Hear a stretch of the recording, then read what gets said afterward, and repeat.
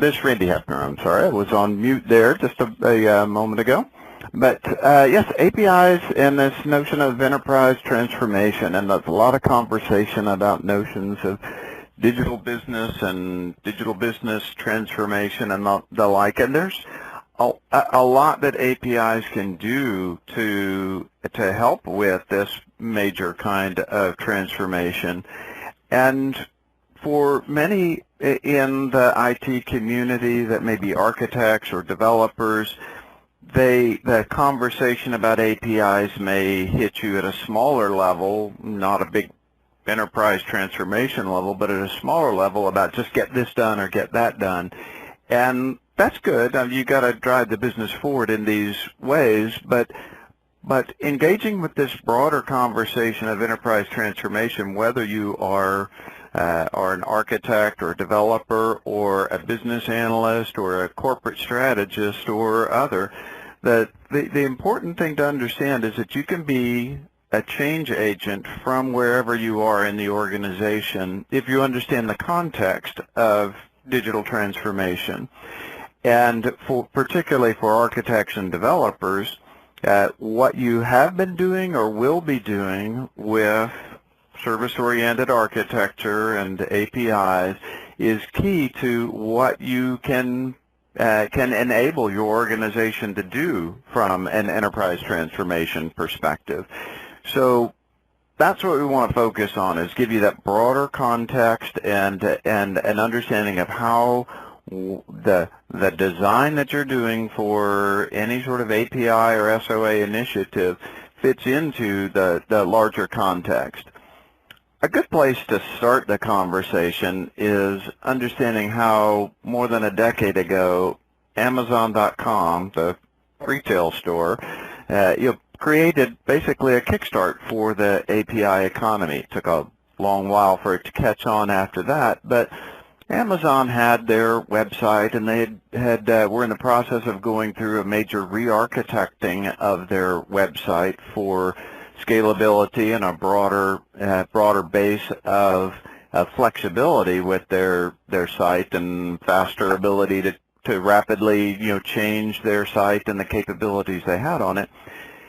As part of that transformation, they had this realization that they could put APIs behind their website, and through those APIs open up the ability for any mom and pop website, big websites, small websites, boutique web design shops to become an Amazon presence through what's now known as the Amazon Product Advertising API. And so this gave Amazon a much broader and wider presence across the internet and many more points of presence for selling out of Amazon's product catalog.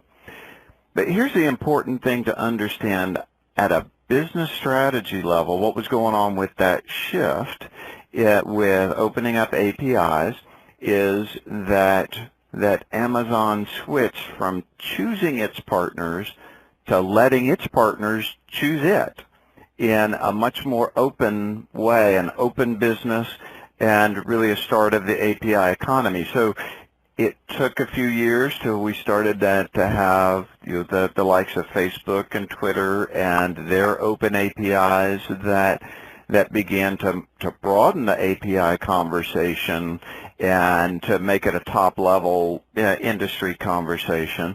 But this and some similar things going on at eBay were really the start of an open business model. A lot was going on at this time as well with SOA conversations and external SOA interfaces between businesses, primarily in a B2B sense, but that was among tighter, smaller communities versus the API economy thrust of being open to anyone, anywhere, any kind of new way, new channel to market. But this conversation then starts leading to some interesting case studies that are developing at corporate enterprise level, and I'll give a couple of B2B examples just to show how the B2B conversation is shifting with open APIs. The first case study that I want to talk about is an Indian bank. The bank had a number of different commercial customers, but one in particular, a distribution firm. And the distribution firm had a business problem that involved order processing, so fundamentally not a bank kind of problem, but here's the way that it worked, and here's what the bank did to add value to this customer and the results. So the distribution firm's customers would place an order with the distribution firm, either a web app or call center, but they were not comfortable paying for it online, or via giving their credit card number out on a call, or many of them didn't have credit cards and the like. So they would place the order, and then they would go to the bank and say, well, send some money to the distribution firm, and that set up a big reconciliation problem, and then thus an order processing problem. Well, the bank talked with the distribution firm about the kinds of business processes that were going on here, and they set up a scenario that had APIs both into and out of the bank. You'll see what I mean here. So here's the solution they wound up with. Now the distribution firm's customer places the order just like they did before, and then they get an order number. Well, they take that order number to the bank, and they'll go up to a teller. The teller now has a payment function on their screen. They enter the order number via an API into the order system at the distribution firm. They get the precise monetary amount that's due on the order, and a confirmation that in fact that is a valid order. And then the customer gives the bank teller money either in cash or by saying transfer it from this account or that account. And then the bank teller makes the payment happen, puts it into the distribution firm's account, and then calls a separate API that records the payment and immediately releases the order. So this takes the whole reconciliation process out of the order fulfillment cycle for customers doing this approach. And then later on, the distribution firm can call a status API, and for any needs that they have for reconciling the payment and the like. Well, this is just one of a growing cadre of API-based scenarios that this bank is doing, which is basically changing the basis of competition to CIO conversations. And this change of the basis of competition is a key theme in API processing and the API economy. So I took a little time with that case study because I wanted to kind of show and highlight the way that this is the bank entering into processes that are not typical financial management processes, but instead they're solving problems for their customers. And that's what changes the basis of competition for them. There's a telco example here, and this is European telco. And via their SOA strategy, they were pursuing creating a number of business services with SOA that were used by internal solutions to improve the company's processing and improve their business. But what that SOA strategy enabled them to do was to open up a whole new market for billing. And in this one case, it is a toll road company that allows the telco's customers to charge their toll road costs to their telephone company account, to their mobile phone account. And the services that are being used to do that from the external consumers, the toll road company, are the exact same services that are being used internally, but with just a different set of business policies being applied for how the services are used, how they're secured, how they're controlled. So these APIs that they're built for internal use suddenly enable new revenue streams for the telco externally. So again, we're transforming business. We're doing new sorts of things, and whether you're involved in your particular role as you're planning these new kinds of business initiatives, whatever you're doing with SOA and APIs in your strategy is either moving your organization closer to being able to just flip the switch like the telco did here, apply some new policies, all of a sudden we're in big with the API economy, or not, depending upon how you're designing your services, how you're preparing your infrastructure, and the like. So let's talk some more about what this transformation is like, how to think about the API economy, and then some of the key elements of preparing a service-based strategy for the API economy. So I want to drill in. Yeah, Alistair. Sorry, Randy, this is Alistair speaking. It's one of the interesting things because, you know, we come from a very heavy sort of SOA background and history to see the differences between SOA and API. And the one interesting thing that you've put forward is we have a different term for that, which is arm's length. In some respects, you know, the relationship that you say that Amazon has developed where the customers choose it is very, very evident, and it sort of highlights the difference between API and SOA. While we tried many, many times to highlight with best practice in SOA that you should be building services as a product and offering that product to a set of consumers, it never quite got there. Whereas with APIs, we definitely closed that gap. And now APIs are seen as products, and it creates this arm's length relationship between a producer and a consumer.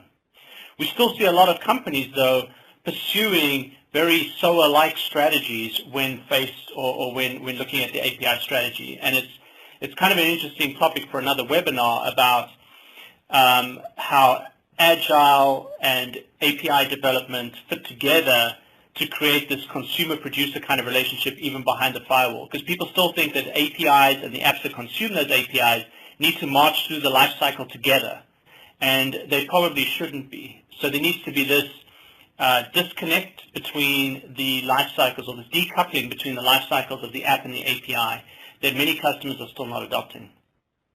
Yeah, that's a you know, a good segue into the next thing that I wanted to talk about, which is to come back to this concept of you know, is there a different kind of thinking, you know, involved in the Amazon sort of open business approach? And if you look at sort of a traditional business model, and here I'm using business model in a fairly loose sort of way, but you'll get the idea of what I mean here, is that in a sort of a traditional business mindset, what you do is you think of, well, what business are we in?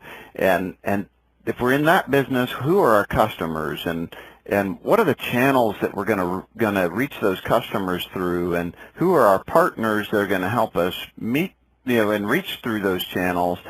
And so great, now we understand how we're going to market with our business. Now maybe opening up something at the edge can make us more efficient, you know, get some value chain integration going and the like. And that's important and good, but that does tend to put the design of APIs, the design of external integration into the context of the particular application or solution, the partner integration scenario and the like. And it's not that you can't, that can't be a preparation for more and different things, but it's not the strongest way to think about it in an open business model. So in an open business model, the sort of chain of thought is instead, well, what business are we in? What kind of competencies do we have? And with those competencies, what kind of ecosystems can we play in? And you know, as either as provider, as partner, as channel, whatever, you know, different roles in different ecosystems, what kind of relationships do we build to operate in those ecosystems and to add value? Then what kind of business connections and what kind of processes are we playing in with those relationships? And now how do we leverage those relationships and connections, as fully as possible. Well, the difference between these two is where you start thinking about the need for external connections and how those connections are designed is radically different. Because if you want to just have assets and capabilities that you can bring to market, in a wide variety of different ways and ecosystems and contexts, then you're really thinking about what your core capabilities are and how you can wire those core competencies together differently, very early in the planning cycle versus just very late where you're just trying to make things more efficient. So I think that, Alistair, that plays exactly into the kind of switch that you're talking about. Yeah, I think there has to be sort of a measured approach with how much of the open model do you adopt even for internal APIs, and what are the lifecycle processes and approvals you need to go through to get there. But I think it is important to decouple the app and API lifecycles and think about your API even internally in this way. I think there's a certain measure of, you don't need to go the whole way internally, but I think that there is a mindset that needs to change.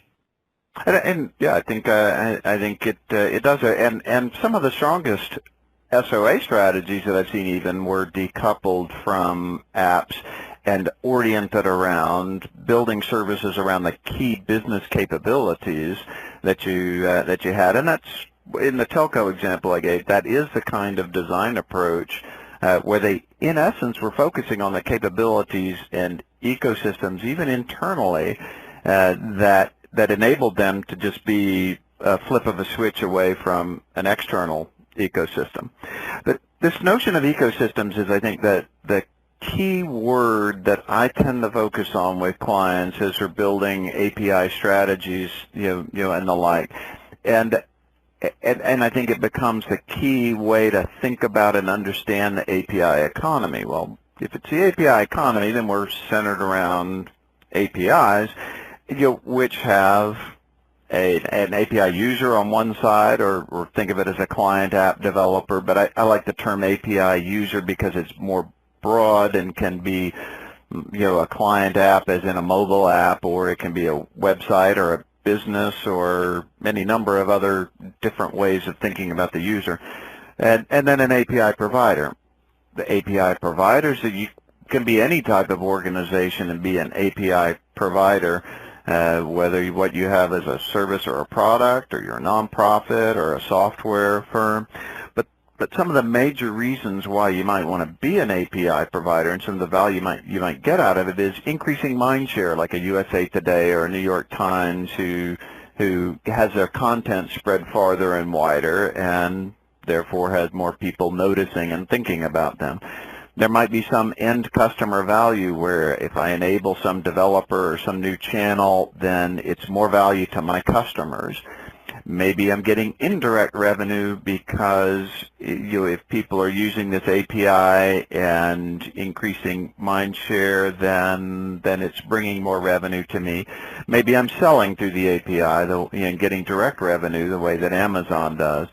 Or I may be able to charge for access to the API itself, and this might start to merge into a data economy kind of conversation where I'm selling data through the APIs, but it could be functions as well, something like a Twilio, selling services through the API.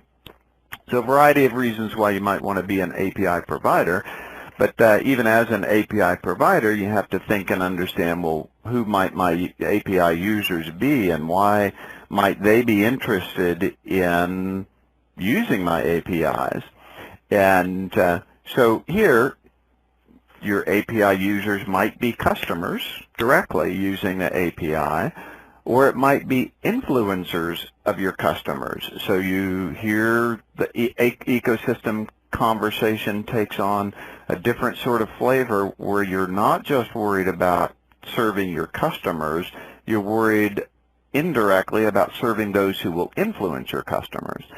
Or you can have more traditional B2B scenarios, suppliers, partners, any other sort of stakeholder, And then this last category is a very important one that I believe that Amazon had in mind, but we see, in other contexts, is a digital disruptor, someone who can take your API, combine it with one or two or three or four others, and have some brand new product, service, etc., that offering that hasn't existed before, and you get dragged along in their success. And so these are the kind of roles that might be on the consumer side, on the API user side, where they're getting something they need, or they're adding value to your offerings, or having an API that allows you to participate in an ecosystem or a marketplace in a more direct way, or some brand new business model altogether. But the API economy and how to think about it doesn't stop here. It goes on to thinking about some of the other piece parts that surround the core relationship between API users and providers. And the one that perhaps is least realized, but perhaps most important of the ones that I'm going to draw up here in terms of making sure that it's part of your thinking about the API economy, is adjacent APIs. So the mindset can often be, I'm an API, I'm a company, here's what I have to offer, let me create an API so people can use what I have to offer. And that's okay, but what can be very interesting is to understand, well, they might not want just what you have. They might want what you have only if they can use it in combination with other things. So these adjacent APIs that may be related by process, you're one step in a larger process, or related by package deal. You offer one thing, somebody else offers another, somebody else offers another, but it's the packaging of the things together that becomes very interesting. But adjacent APIs are a very important aspect, because it may mean that you as a provider want to develop go-to-market strategies in concert with other API providers, or that you want to be sure that it's easy for your API users and somebody else's API users to use both your APIs and their APIs. So those are very important. But then around the infrastructure, around your APIs, then there are API management vendors that can focus on managing the relationship between API users and API providers. There's broader API and SOA platform vendors. And then there are other players in the market that can help via search or directory features to find APIs, or marketplaces, or other ways to monitor an API, and your API may be being independently monitored by some other organization, or API aggregators. Maybe this notion of an adjacent API plus your API is something that somebody else pulls the pieces together as an API aggregator, and a different channel to market, a different way to combine the API packages. So a variety of different ways. Sorry, Randy. I think that this is also relevant internally. If a group is looking at internally to create an API management solution, or to deploy an API management solution across the enterprise for different lines of business or departments within that group, I think that they also need to start looking at how they're going to offer some of these other capabilities on that platform. So whether it be orchestration or mashup capability, or introducing adjacent APIs, they need to start looking at themselves, even internally, as a service provider or as a provider of a platform for these kinds of capabilities. Definitely agree. And as you think about what kind of APIs might we have, I find that there are four major important categories of APIs to think of. You will see three of these in the market, in common conversations across the market. I had a fourth one that I think is particularly important from a planning perspective and from a conceiving of what kinds of APIs are we going to have in the innovation process, and I'll just mention that one briefly. But first, the the greatest amount of conversation is around what I would call open web APIs, also known as public APIs. So the stereotypical example here would be Twitter or Facebook, Google Maps, etc. And here's where you're opening wide open to innovation the way that Amazon did, and all sorts of different kinds of possible API providers, low vetting of API users. I mean, low vetting of API users. You may have certain restrictions you want to maintain in terms of who API users are, but they will be very few. Then there are B2B APIs, and these tend to be bigger value chain kinds of partnerships, and there will tend to be a higher level of vetting of partners in this sort of scenario. You shouldn't think of these two, however, as binary distinctions, but rather as a continuum between the two. And another way to distinguish between them, it might be that with a B2B API, it would tend to be the case that the business relationship comes first and use of the API comes second. With an open web API, use of the API might be the first manner of business relationship that you have with that particular partner.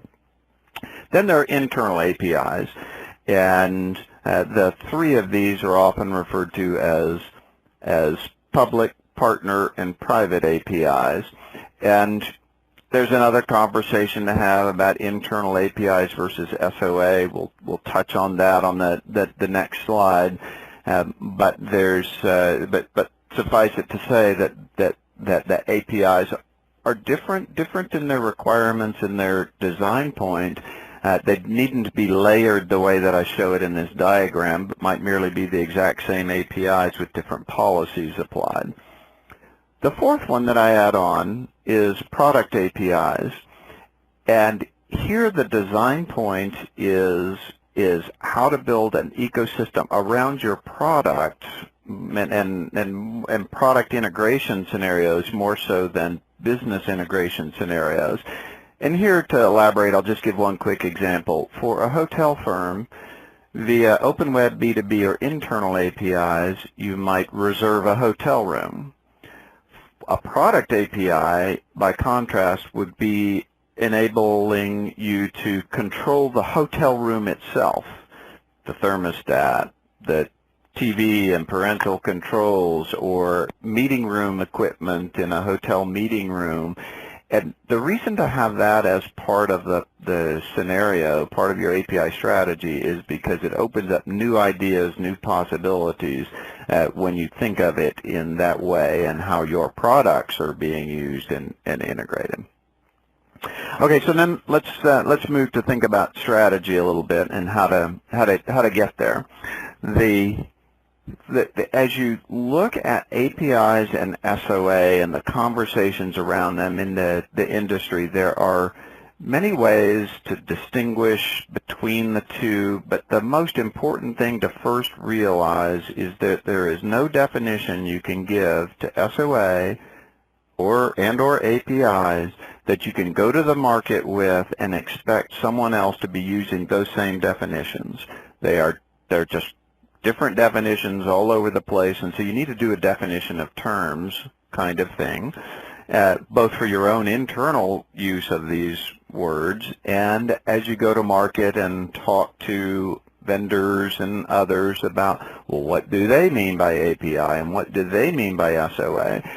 And so the working definitions that I use to guide Forrester clients are to think of SOA as that part of your service-based strategy that is aimed at giving you core business flexibility, and APIs as that part of your service-based strategy that is aimed at extending the reach of that agility to many new contexts.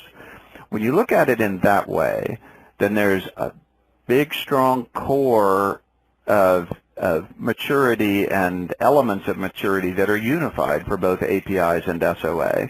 And the three that I've starred here are the three that I think are most important for longer-term enterprise maturity of your service-based strategy. And that's understanding how business and technology groups work together, understanding how you govern the design of your services over time, so service governance, service design governance, and the platform and tooling that you put together to manage your APIs and services, and how that addresses all aspects of maturity, lifecycle, runtime management, managing relationships between API users and API providers, and the rest. There's a variety of other aspects of maturity, but those are the three that are most important. There are unique aspects for this sort of SOA aimed at core business flexibility, and APIs as aimed at extending the reach of that agility. And so there are other design centers for your service maturity strategy and governance, but those are the key kind of aspects. And Alistair mentioned this product notion with APIs, where APIs can be products in and of themselves, and managed with business people, managing them as an external product with all of the full-on product management aspects. You may not do that or at least not at first, but it is the extent to which you can take APIs and the way that managing APIs and governing them within an enterprise can be different than with SOA. Then API design strategy would be the key aspect to focus on. How are you going to create the APIs? And when I say API design strategy, the key thing here that I'm focused on is there is a broader API strategy context, but in order to know how to design your APIs, both in terms of functional design and technical design, is a domain in and of itself, because the design of your services is really the most important aspect of whether you're going to get the kinds of broad adoption that you intend to get. And it's sort of analogous to within the SOA strategy days and early SOA strategy days of getting set on the right design strategies for services so that you could get the right level of reuse within your SOA strategy. We talked about API categories, and these four major categories that are the business context of API design and use. The next major aspect is to understand that there are different types of APIs from a function, purpose, architecture context. So key questions here are, is it a data-oriented or resource-oriented API where the REST create, read, update, delete model with the 4 HTTP verbs matches the scenario very well? Or is it a transaction-oriented API that really needs more of an action-oriented design to the API? And here I'm probably stepping on some toes of some REST design advocates who say everything should be resource-oriented, but that is just not the best design approach, to try to force-fit everything into a resource-oriented model when many things are transaction-oriented. So you see somebody like E-Trade combines both of those within their API. And both of these can be business transaction-oriented. Now, business maintenance, business activity-oriented. There are some that will be applied to a particular context, though, like a UI support API or a streaming API. And again, E-Trade has streaming APIs as part of their portfolio of APIs. Only when you understand that. Yeah, Alistair, go ahead. Okay, and I think the interesting thing here is that there has been a lot of talk recently about API first, and I think that has both pros and cons. So when you talk about APIs to support a UI, that's a classic API first kind of concept. And I think that what tends to happen is people can end up being quite lazy about API first design. They think that they can build an API that's very tightly coupled to a user interface, and hence to the user interface experience, and not really have a successful API.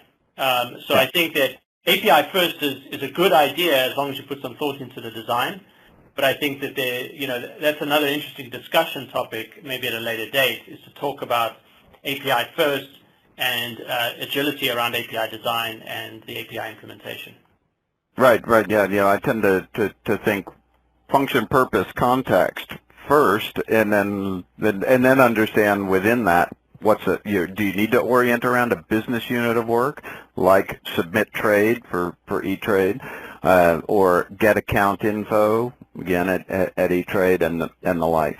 But it's only when you understand that you are ready to begin asking questions about the technical design of the interface, and should it be REST or SOAP or WebSockets, and if it's REST, should it be action-oriented or resource-oriented, and a variety of other things like how to handle transactions and other aspects of quality of service, which all have an impact on who and how far the use of your APIs can extend to, because the more quality of service you try to build into your interfaces, the better your business integrity, but sometimes the more tricks there are to using the API correctly. So there's some interplay in there.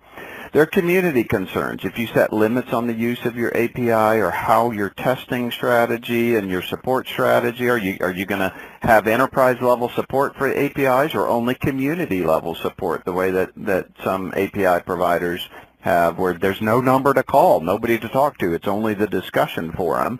Well, these roll back into how simple or advanced your API designs can be. And then you need to understand, are you trying to just do a very open-ended design for your APIs that anybody can do anything? Maybe you don't want anybody to do anything, but in either case you have to be talking about and understanding the portfolio for your APIs. And then these kinds of design questions get wrapped into a larger design context that builds a cycle from business strategy down to and through building a community around your APIs, whether it's an internal community, a B2B community, a broad open internet community with tens of thousands of developers. The stages as you go there are understanding your business. We mentioned before about how important the ecosystems are, and then understanding who's your user audience for the APIs, what kind of programmers, what kind of contexts and requirements. Then you can understand what API products you need to have and how they need to be designed and implemented, and building the community around them is just part of that life cycle. And around this now we have a whole variety of different roles. In with a sort of a core SOA strategy in those days, we didn't have executives and corporate strategy and market research folks involved in designing the context around our SOA APIs. Those were all business strategy, and then later on we got to designing our SOA service interfaces, and that was good. But APIs can bring in a much broader context of roles.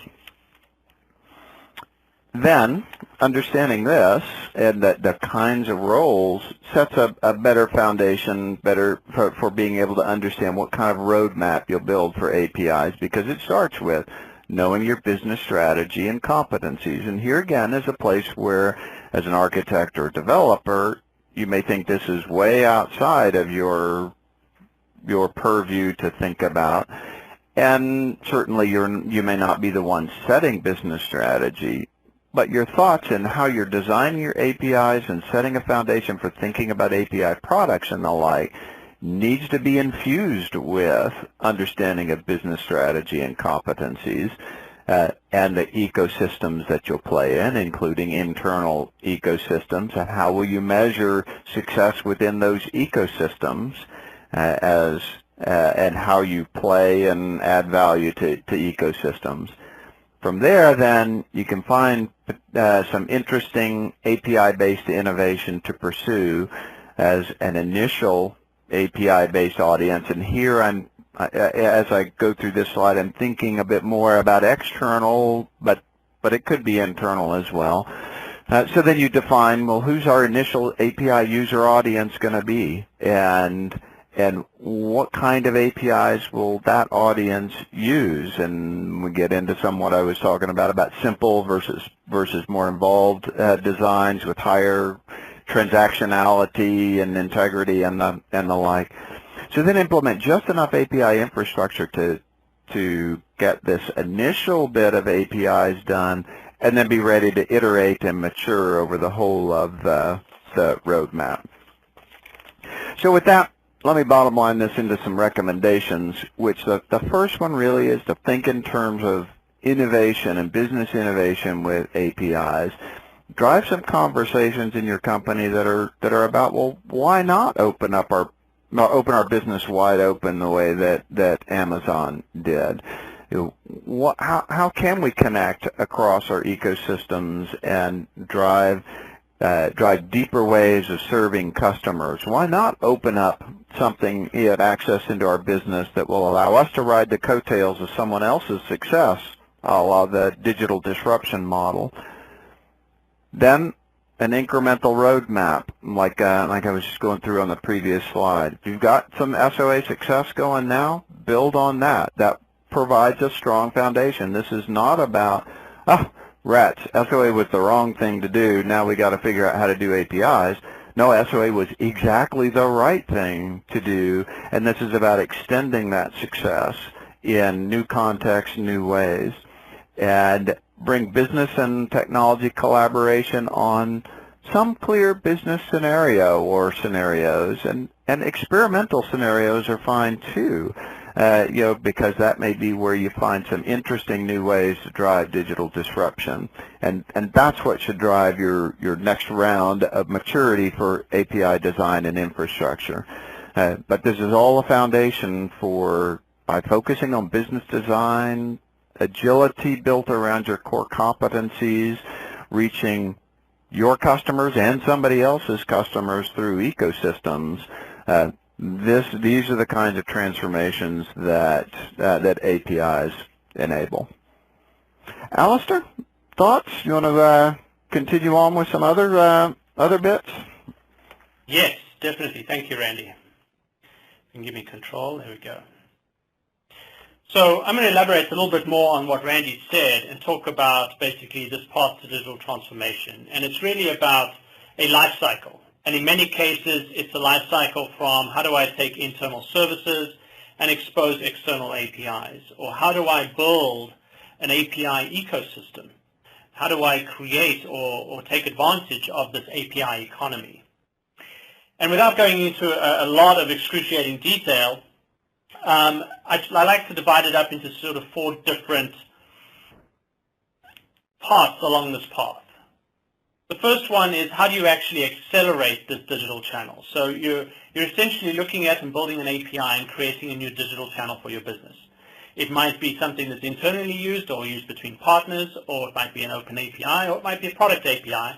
But what it boils down to is a digital channel. And in some respects, it's a new digital channel right next to your website and right next to other digital channels that you have within your business today. But what you're trying to think about is how do you actually accelerate it? How do you actually build these APIs? Once you build the APIs, how do you actually drive adoption? You wouldn't want to go ahead and build a product and have nobody use it. That would be the very definition of failure.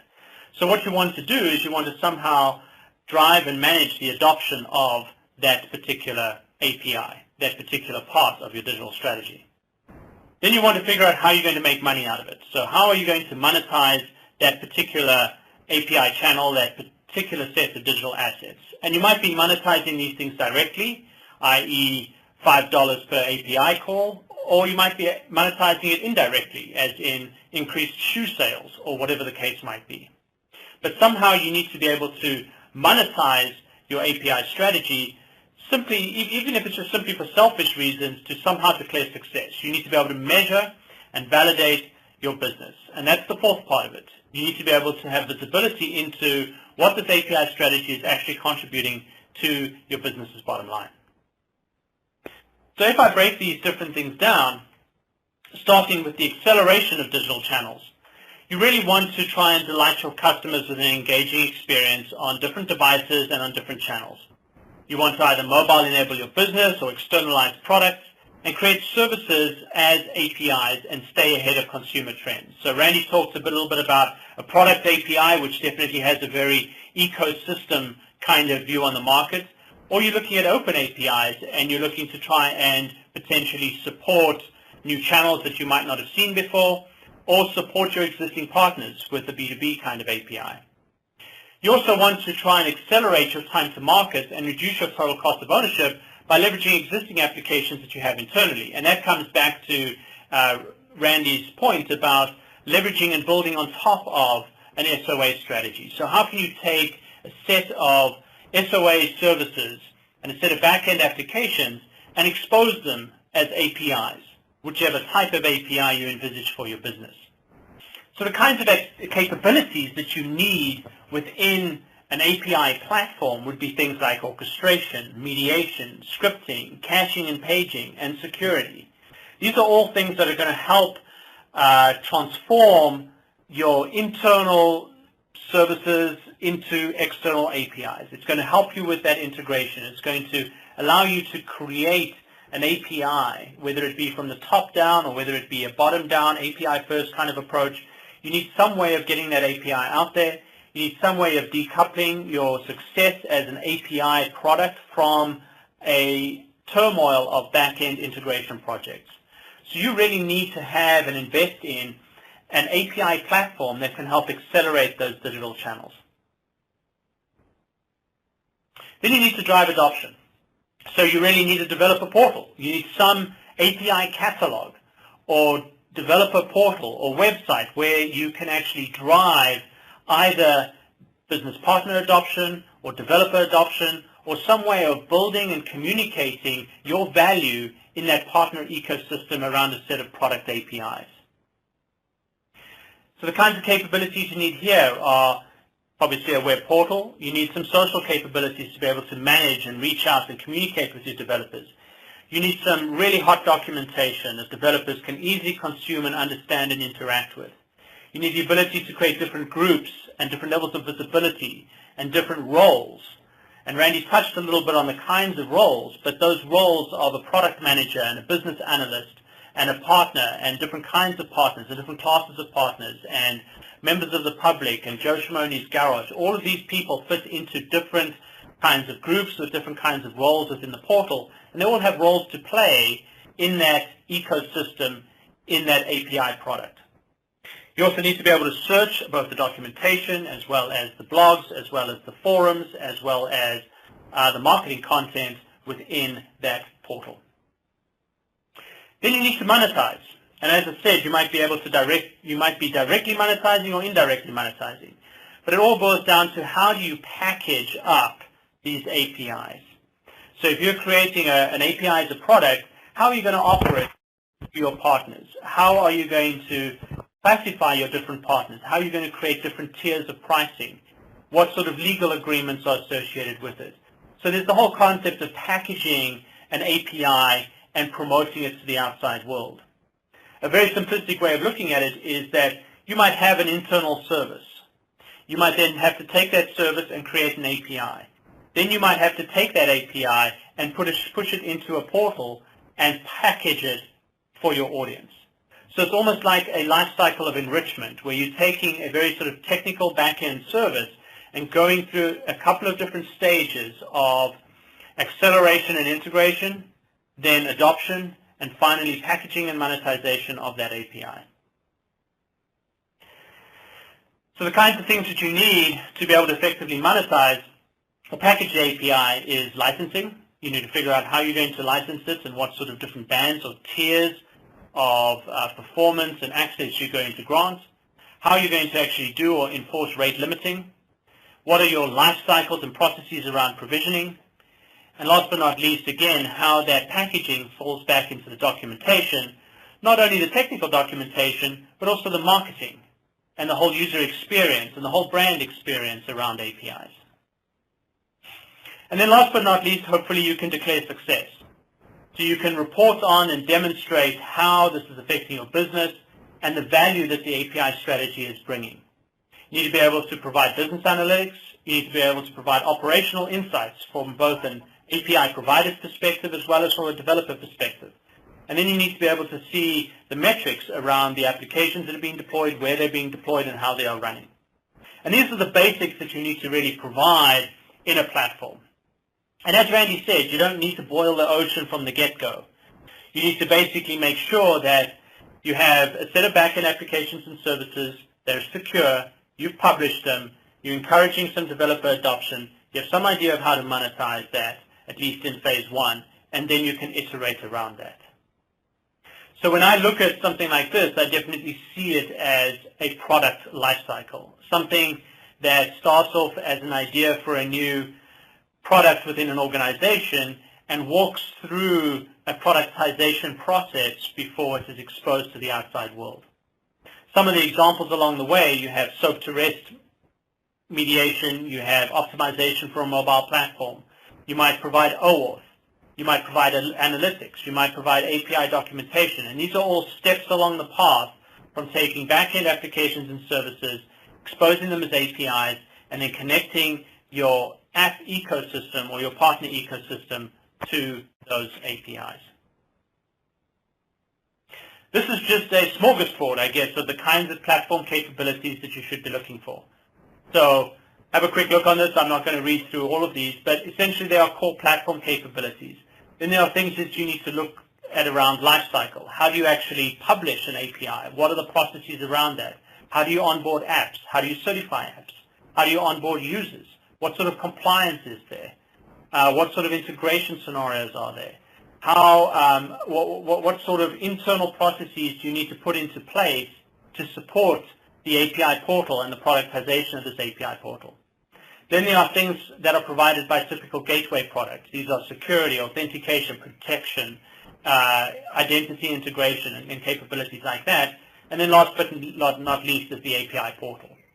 So I look at this set of capabilities, and you need to look at the set of capabilities as well and figure out how, if they apply to your business, you would be providing those as part and parcel of your API platform and your API strategy. So my recommendation, to leave time for some Q&A, is you really need to establish a digital strategy. It's a holistic thing. You need to look at how you're going to transform your business through APIs. And I don't necessarily just mean external and partner APIs. I'm also referring to internal APIs. We have a lot of customers that see APIs as SOA 2.0. And they are and they aren't. There are some fundamental differences between APIs and web services. It's not a technical difference, it's a philosophical difference. And there is a question related to this, and maybe I'll answer that question there. Then you need to think about how you can actually leverage this digital ecosystem, and that's what Randy was talking about. Creating a partner API will give you so much more than just creating an open API. It's how do you actually build on your business with an API. Not just how do you expose your existing business to new channels, but how can you actually build your business. You also need to build upon your SOA investments. We definitely believe that SOA is a foundational building block for APIs. An API is a productized service, and that is the simplest way of looking at it and the cleanest way of looking at it. You also need to adopt a unified platform strategy for APIs and SOA. They have relationships, they have dependencies. If you commit to 200 transactions per second to a new customer on your API, that is going to have back-end ramifications, and you need to understand them.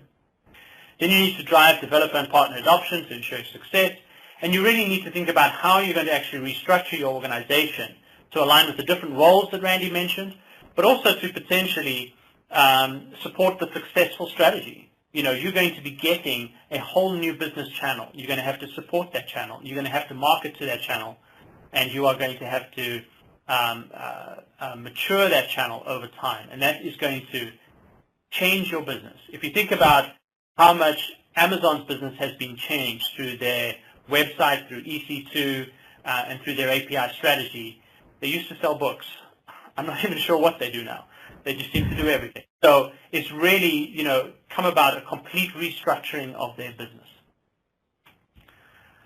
And I think that's it. We can go over to some questions. Yeah, also, you mentioned that one question that's, about API, difference between an API and a web service, and I mean, that's, in a sense, one of my favorite ones because I always want to say, oh, never mind, don't worry about it, because really what it is about how you design your services, and here's where Humpty Dumpty comes back into the picture again. You may remember in Through the Looking Glass, Humpty Dumpty says, when I use a word, it means precisely what I wish it to mean, nothing more, nothing less.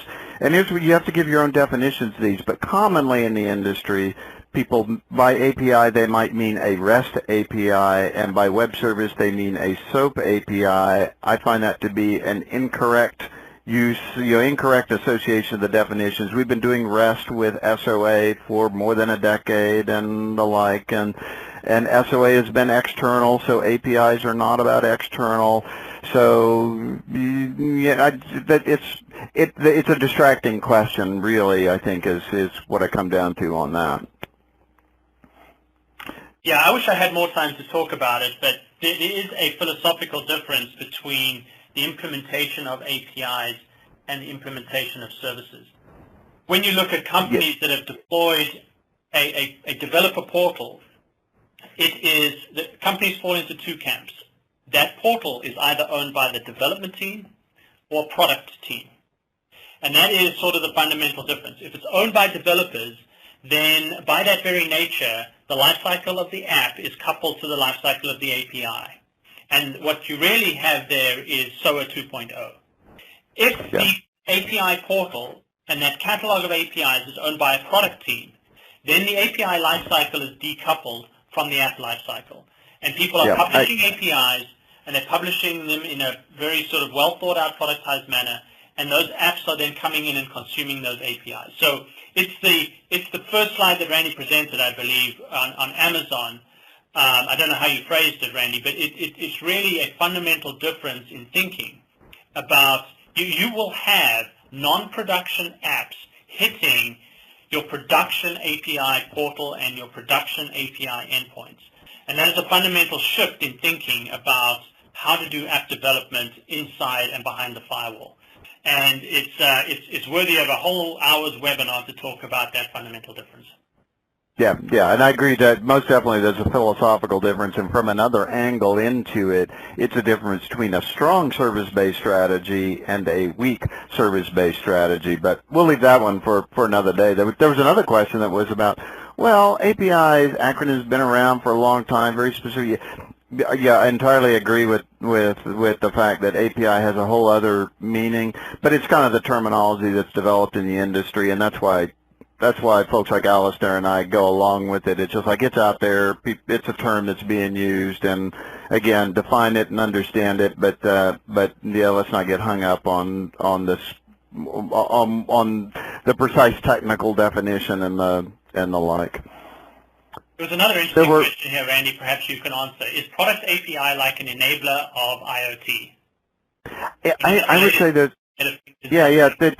There's an interesting relationship between the two, but I wouldn't think of product API having any direct association or relationship to IoT.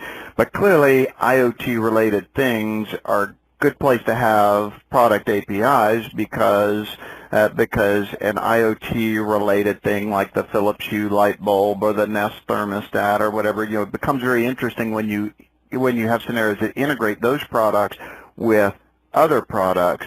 But a hotel room, as in my example, is not really an IoT thing, but it might have IoT things in it or not. So yeah, so I wouldn't draw a direct relation, but there is clearly a relation there. Yeah, I think IoT naturally fits in with an ecosystem kind of model. Yeah. There was that one about long-term. Yeah, there's one about a long-term strategy, with business-led opportunity. And does it require a business-led thing to start moving toward APIs? And I think in the broader bits, as we've been focusing on here in terms of, there being a product organization and the like. Yeah, you definitely will need some business involvement to get at that level.